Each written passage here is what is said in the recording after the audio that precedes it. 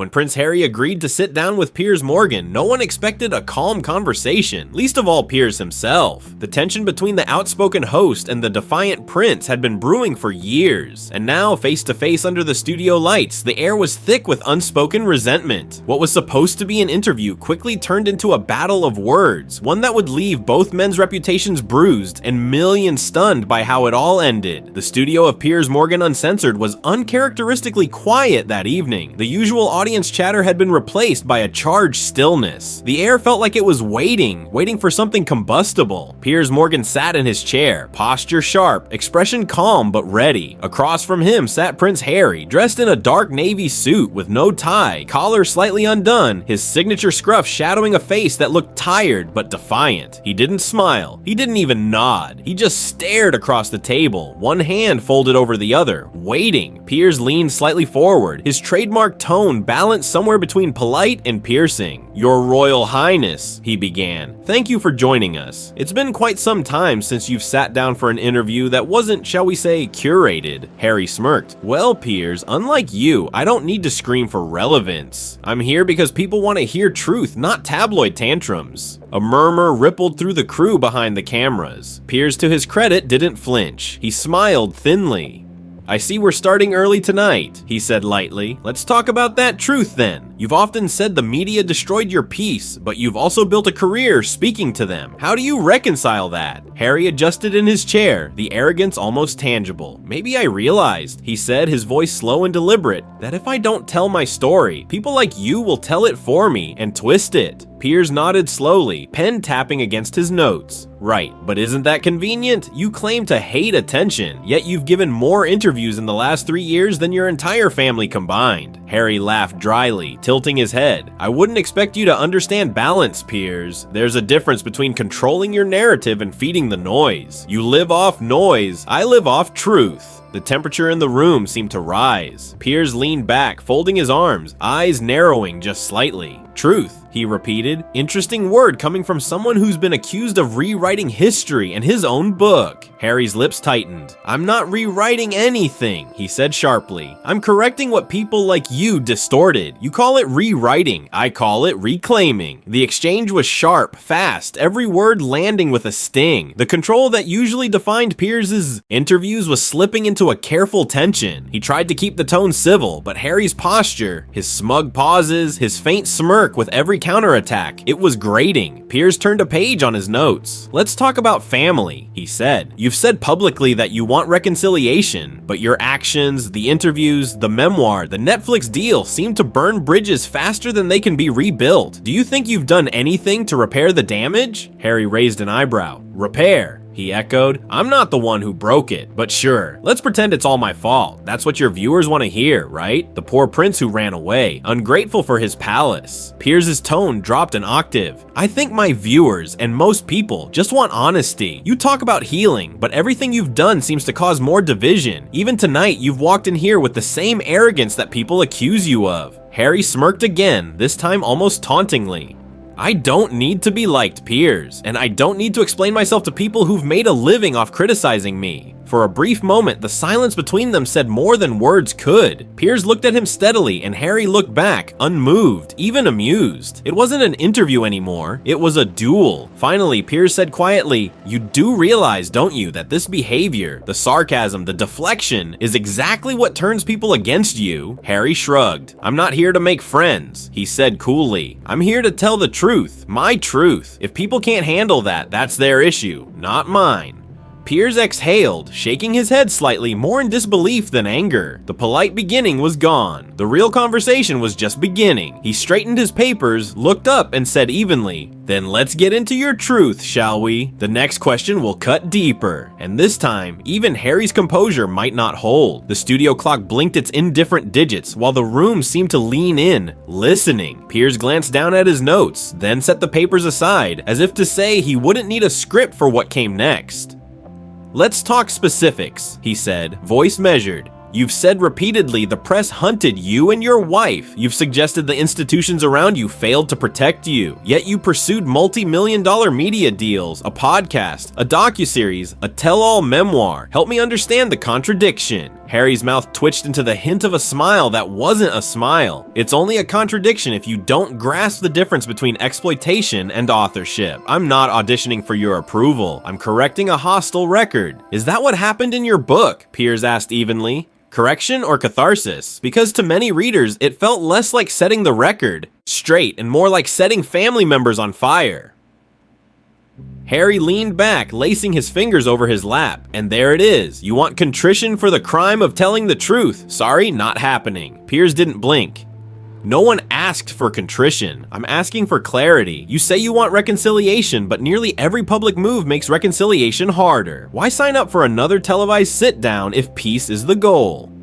Because peace, Harry said crisply, doesn't come from pretending the bruises aren't there. And yet, Piers replied, most people don't heal a family fracture by performing it for cameras. The crew behind the lenses held still, as if movement might shatter the thin glass pane of the moment. Harry tilted his head. You're not exactly a marriage counselor, are you, Piers? No. Piers said, mild as a winter sun. I'm a broadcaster who asks obvious questions you refuse to answer, Piers said evenly. Harry chuckled low, humorless. Obvious to you isn't the same as intelligent.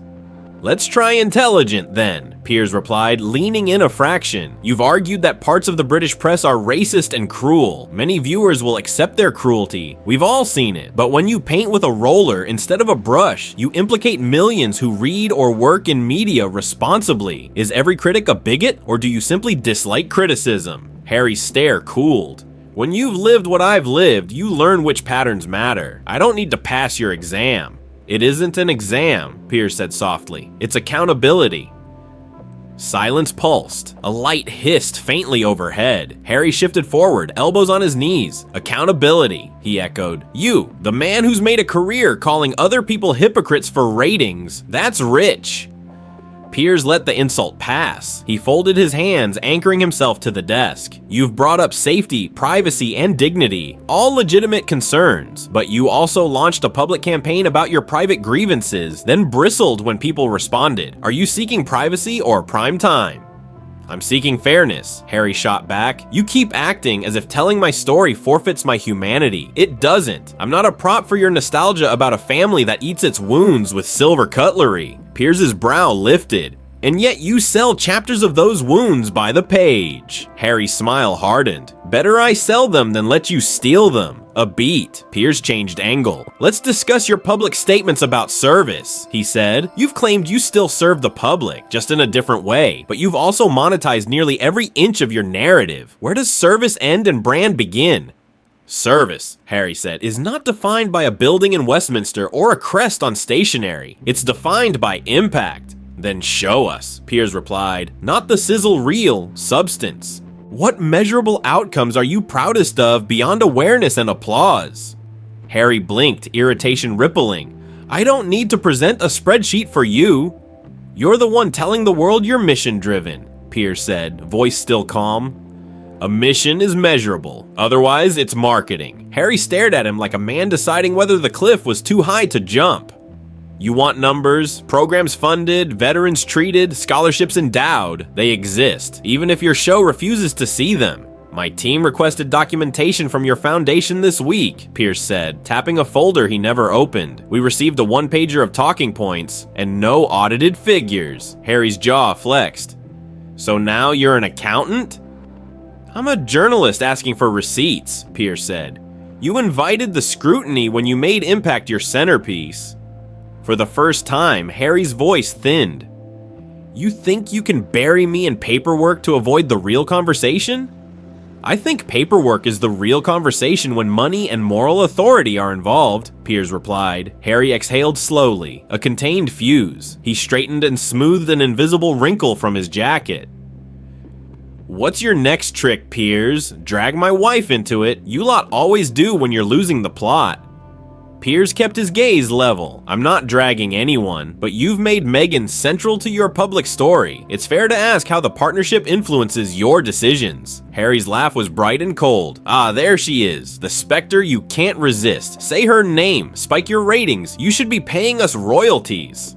I'm not speaking about her to provoke, Piers said. I'm speaking about her because you do constantly. You narrate mutual choices as singular righteousness, then bristle when questioned about the team behind them.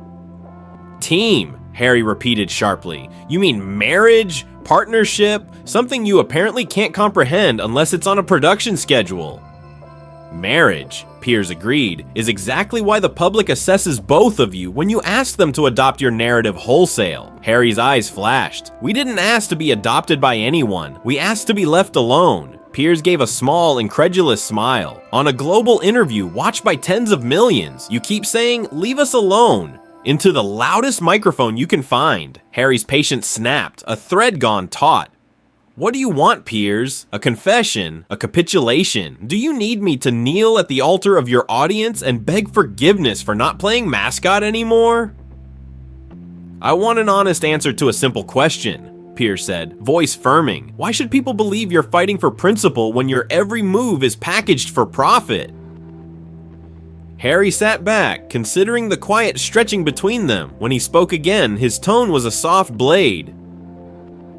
People should believe me because I've paid for the truth, in blood and sleep and family, because I walked away from an inheritance to become a person. You call that branding, I call it breathing. Piers let the words hang. And yet, he said gently, you didn't walk away from the spotlight that came with the inheritance. You carried it with you and tried to rent it out. Harry's lips parted, then closed again. The cameras fed the tension a steady diet.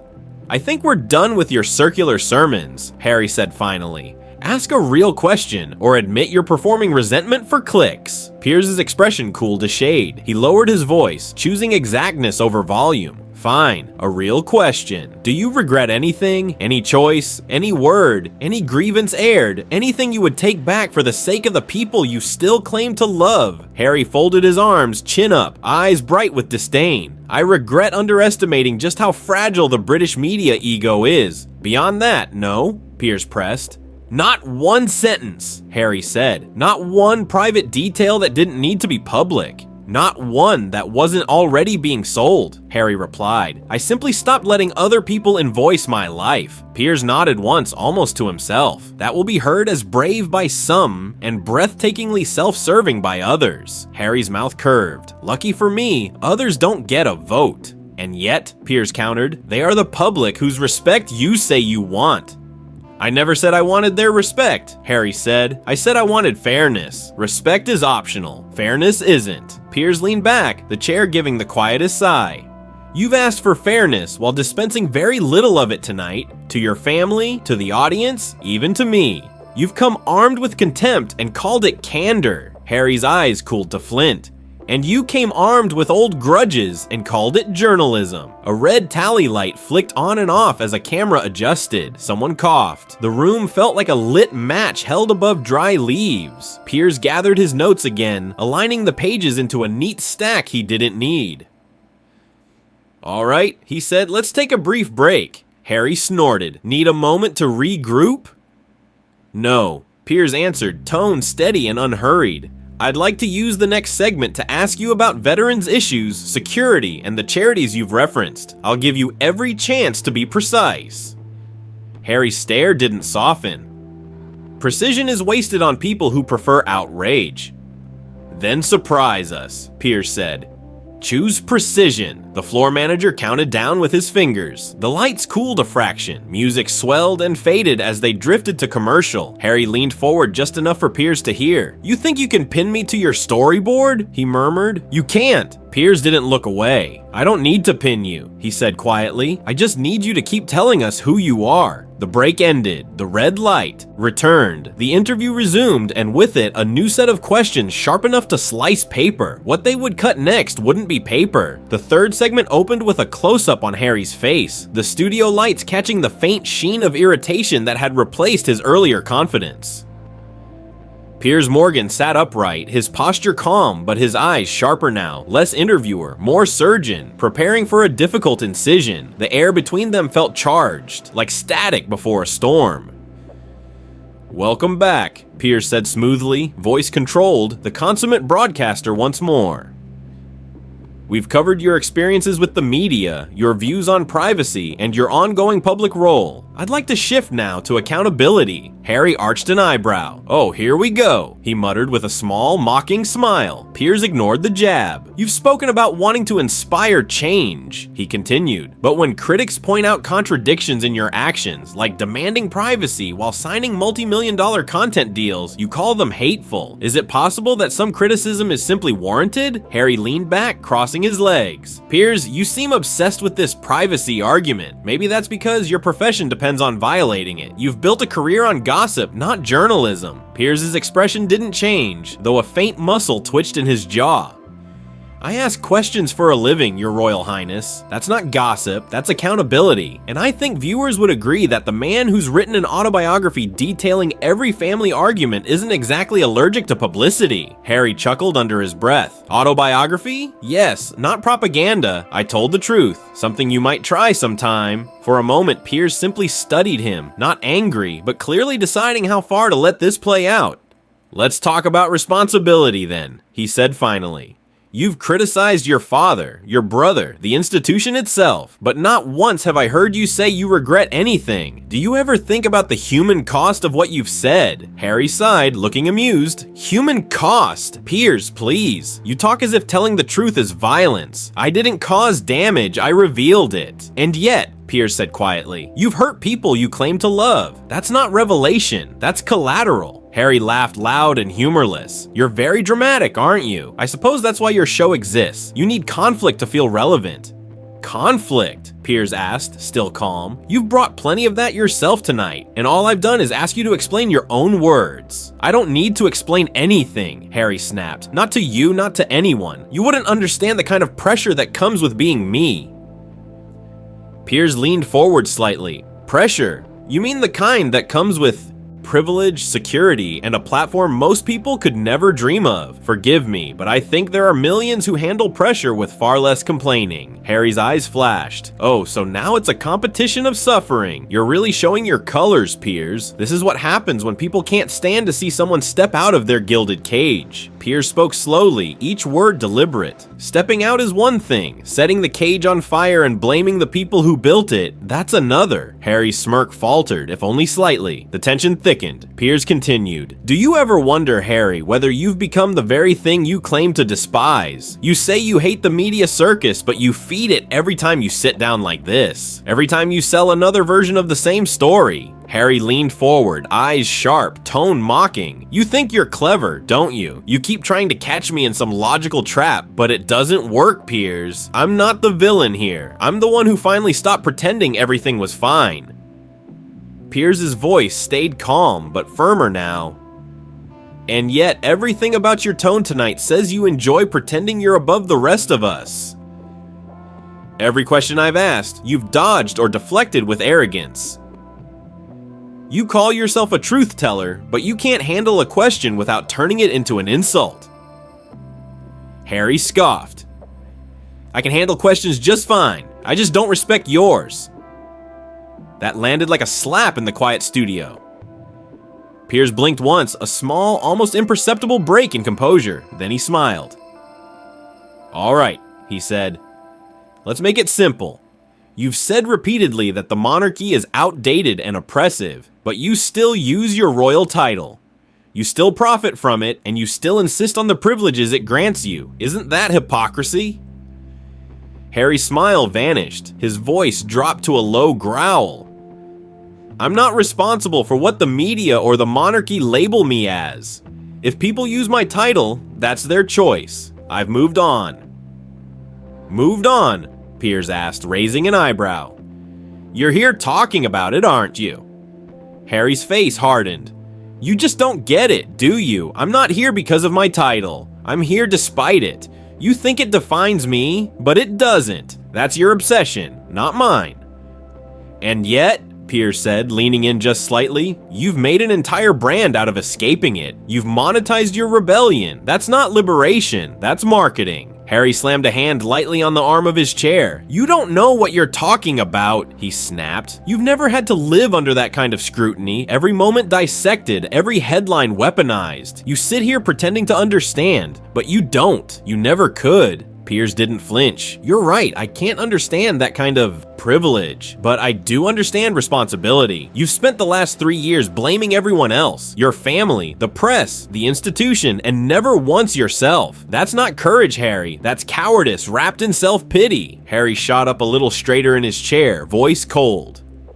You think you can talk to me like that because I'm sitting in your studio? You think you have the right to lecture me about courage? Piers didn't blink. No, I think I have the right to hold you to the same standard of accountability as anyone else who chooses to live in the spotlight. The silence that followed was thick enough to choke on. The red recording light blinked in the corner of the room like a heartbeat. Harry leaned forward, his tone venomous now. You know what, Piers? You're just another man hiding behind a desk because you're too afraid to live a real life. You talk about accountability, but your entire career is built on mocking people braver than you'll ever be. Piers sat completely still. When he spoke, his voice was calm, steady, but cold. And your career, Harry, seems built on burning bridges and calling it honesty. Harry opened his mouth to fire back, but for the first time, there was hesitation. He'd gone too far, and some part of him knew it. Piers glanced at the producer behind the glass, then looked back at Harry. We'll take another short break, he said. When we return, we'll talk about integrity, assuming there's any left in the room. Harry stared at him, jaw tight, face flushed. You really think you can intimidate me? Piers simply smiled. No, Your Highness, I think you're doing that all on your own. The lights dimmed slightly for the commercial cut, but the tension in the room didn't move an inch. The next segment would decide everything, and by the end of it, one of them wouldn't be staying in that chair. When the red light blinked back to life, the illusion of civility was already gone. The silence before Piers spoke wasn't calm, it was charged, like the air before thunder splits the sky. Piers adjusted the cuff of his shirt, then looked directly at Prince Harry. His tone was cool, deliberate, the kind of politeness that carries the edge of a blade. Welcome back, he said. We're continuing our conversation with Prince Harry, a man who's redefined what it means to live publicly while demanding privacy. Let's see if we can find some common ground before the evening's over. Harry didn't smile. His jaw was tight, his eyes sharp, his expression the perfect cocktail of irritation and superiority. I'm not sure we're capable of finding common ground, Piers, he said flatly. You live in a world that feeds on controversy. I live in one that survives it. Piers gave a faint, humorless laugh. Well, you certainly know how to create it. Harry leaned forward, voice rising just enough for the microphone to catch the tension. You invited me here to talk, not to be insulted. I've insulted no one, Piers replied, unbothered. I've asked questions you've refused to answer. Harry smirked. Questions built on bias. You came into this wanting a fight. I just didn't realize how desperate you were to get one. Desperate? Piers repeated quietly. No, tired, perhaps, of watching a man who's been given every privilege in the world spend every interview pretending to be its victim. The words hit like a hammer. Harry froze, his nostrils flaring, and for a second it looked as if he might laugh it off again, but he didn't. Instead, his voice turned sharp, cutting. You know absolutely nothing about my life. You sit behind that desk, spewing venom about people you'll never understand. I had to rebuild everything from scratch. You wouldn't last a week in my shoes. And yet, Piers said calmly, you seem to spend every day talking about them. Maybe stop polishing the shoes and start walking forward. Harry slammed a hand against the arm of his chair, his patience finally evaporating. You think you can talk to me like that because you're hiding behind a camera. You're a coward, Piers. You've made a career tearing people down, and you can't stand it when someone stands up to you. The crew in the studio went completely still. One producer behind the glass mouthed, "Cut it!" But Piers raised a finger. No, he said, let it play out. Piers's voice, when he spoke again, was quiet but cutting. I don't tear people down, Harry. I hold them accountable. There's a difference. And the only reason you think you're being stood up to is because you've spent years surrounded by yes men. Harry's mouth twisted. Accountable to whom? You? The same man who mocked my wife, my family, and my choices on national television? Please. You wouldn't recognize accountability if it sat next to you in the mirror. Careful, Piers said softly, the warning clear. Or what? Harry shot back. You'll lecture me about respect. Spare me the moral lesson, Piers. I'm not one of your tabloid puppets. I don't need your approval. No, Piers said evenly, but you clearly need an audience. That did it. Harry's chair scraped the floor as he sat forward, voice rising. You invited me here to humiliate me. That's all this was, another cheap stunt for views. Piers leaned back, unshaken. You came here to play the victim. I just gave you a stage big enough to prove it. Harry blinked, his face hardening into something between anger and disbelief. You're unbelievable, he hissed. You twist everything. Every time someone tries to tell the truth, people like you, people like me, Piers interrupted, his tone suddenly firmer, sharper. You mean journalists who don't let you script the narrative? People who won't let you weaponize trauma for sympathy? You're disgusting, Harry snapped. You think empathy is weakness because you've never had any. And you think arrogance is strength because it hides how lost you really are, Piers fired back. For the first time all evening, Harry fell silent. His lips parted, but no words came. The fury in his eyes wasn't just anger, it was wounded pride. Piers exhaled slowly, straightening the stack of papers in front of him, though everyone knew the interview was no longer about notes. You know, I thought maybe there was something left here, Piers said. A glimpse of humility, a shred of accountability, something that could remind people why they once respected you.